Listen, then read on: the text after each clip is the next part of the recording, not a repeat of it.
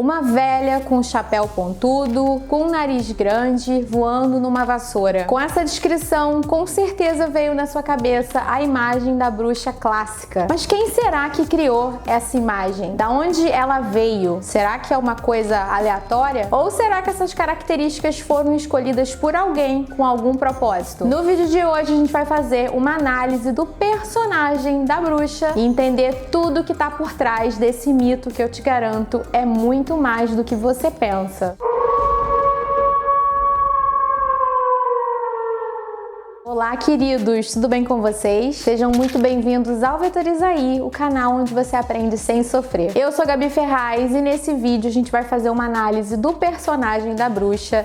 Esse é um daqueles vídeos teóricos que eu adoro trazer para vocês, que eu mergulho na pesquisa e despejo um monte de coisa aqui para você ter conhecimento inútil para levar no almoço de domingo da sua família. Muito importante dizer que a gente vai fazer uma análise do personagem clássico da bruxa, aquela imagem clássica que a gente está acostumada a ver nas histórias infantis, nos desenhos da Disney, nos filmes. E a gente não vai falar da identificação espiritual de quem é uma bruxa. A gente sabe que tem pessoas que são Wicca, que são feiticeiras hoje em dia, tem envolvimento com a magia, com o ocultismo. A gente não vai falar dessa esfera espiritual da magia, mas a gente vai falar realmente da imagem da bruxa na cultura popular ocidental. E bom, pra gente entender o concept da bruxa, a gente tem que saber de onde veio o mito da bruxa. Para começo de conversa, essa relação do feminino com a magia é uma coisa muito antiga. As sociedades primitivas eram sociedades que a gente pode dizer que eram matrifocais.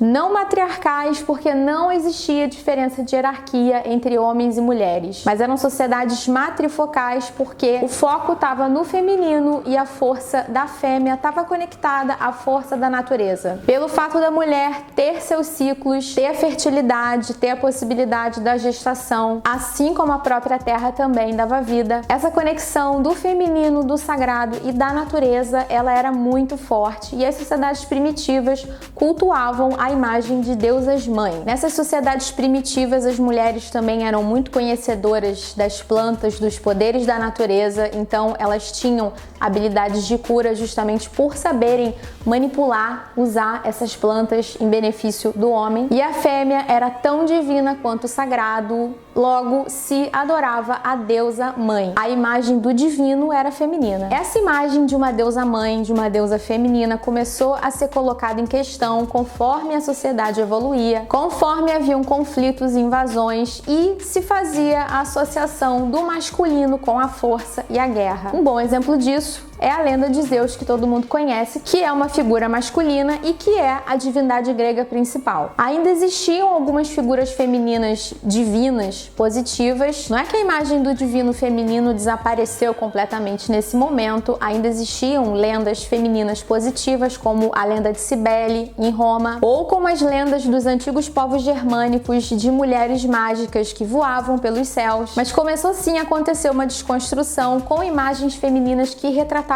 um lado sombrio, temível e devorador. Bons exemplos disso são a lenda da Medusa, que transformava em pedra qualquer um que ousasse olhar nos olhos dela, e a lenda semita da Lilith. E aí desse mundo pré-cristão que estava muito centrado na magia, fosse a magia masculina na figura dos magos ou a magia feminina na forma das feiticeiras, chega o cristianismo e coloca isso em xeque, associando essa visão mágica de mundo ao paganismo.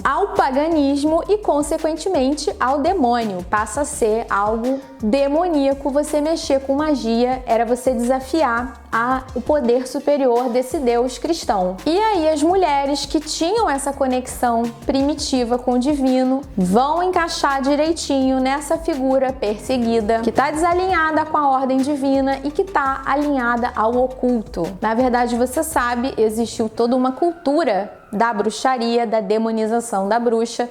No século XV havia inclusive um livro chamado Malleus Maleficarum, que quer dizer martelo das bruxas, que ensinava os inquisidores da igreja a torturar e a identificar as bruxas na sociedade. Nesse manual, eles diziam que as mulheres eram mais suscetíveis à ação do demônio por serem mais fracas, por serem mais carnais e por tentarem o desejo sexual no homem, e por terem paixões descontroladas e assim serem mais desobedientes, mais difíceis de serem disciplinadas. Então, elas estavam alinhadas ali com o capiroto, fazendo magia e se afastando de Deus. A acusação de bruxaria também virou uma função de controle na sociedade, porque você passou a acusar qualquer um por qualquer motivo de bruxaria. Isso era uma ação silenciadora muito forte. Também era uma forma de você associar a transgressão da mulher à tragédia. Você tinha histórias como a de Joana d'Arc, de Margarida Poretti, que são mulheres que desafiaram o seu papel de mulher numa sociedade patriarcal e terminaram mortas, acusadas por bruxaria, queimadas na fogueira. É aí também, no século XV, que nasce o estereótipo da bruxa como a gente conhece. Uma velha com cabelo descabelado, com o nariz comprido e curvado, e com um chapéu pontudo de cone. Mas se você acha que as mulheres eram as únicas a terem sido perseguidas fortemente durante a Idade Média, você está enganado. Os judeus também têm uma longa e triste história de perseguição, de antissemitismo, e eles eram perseguidos pela igreja, tanto pela igreja católica quanto pela igreja anglicana, a ponto deles terem sido banidos da Inglaterra no século XIII. Desde o século XIII, por todo o período medieval, os judeus usavam um tipo especial de chapéu, que era um chapéu cônico, pontudo, e eles tinham que usar esse chapéu fora dos guetos para que eles pudessem ser mais facilmente identificados no meio de outros povos. O nome desse chapéu é chapéu judeu ou Judenhut em alemão. Na verdade, no século XIII havia um manual chamado Malleus Judeorum, que era um manual de você identificar e torturar judeus. Nascia aí o estereótipo do judeu com cabelo desgrenhado, nariz comprido e corcundo e chapéu de cone pontudo. Uma velha com cabelo descabelado, com nariz comprido e curvado e com chapéu pontudo de cone. Sim, qualquer um que tem 2 neurônios entendeu o que aconteceu aqui. Eles pegaram a imagem de um inimigo comum e conhecido, que eram os judeus, e transferiram as suas características para o estereótipo da bruxa medieval. Assim, ficava mais fácil das pessoas terem medo das bruxas, discriminarem e perseguirem as bruxas. Judeus e bruxas eram acusados das mesmas coisas, de roubarem crianças, de beberem o sangue das crianças, de se encontrarem à noite para fazer rituais e encontrar o demônio. Para você ver a conexão de bruxas e antissemitismo, como ela é muito real. E eu vou colocar aqui as fontes dessa minha pesquisa para vocês verem que isso não é uma viagem da minha cabeça. A reunião de bruxas durante a noite na floresta para falar com o capiroto era chamada de sinagoga, que é o nome do templo dos judeus, do local de encontro dos judeus. Essas reuniões também eram chamadas de Sabá das bruxas, porque era uma conexão com o Sabá, que é o sábado sagrado dos judeus. E isso fala muito sobre o processo de criação da imagem de um ícone ou de um inimigo. Você pegar características que são odiadas, que são temidas, e você incutir para que no imaginário das pessoas isso possa ser resgatado e você tenha um gatilho que vá ser facilmente ativado e que você vá conseguir atingir o objetivo que você quer, que é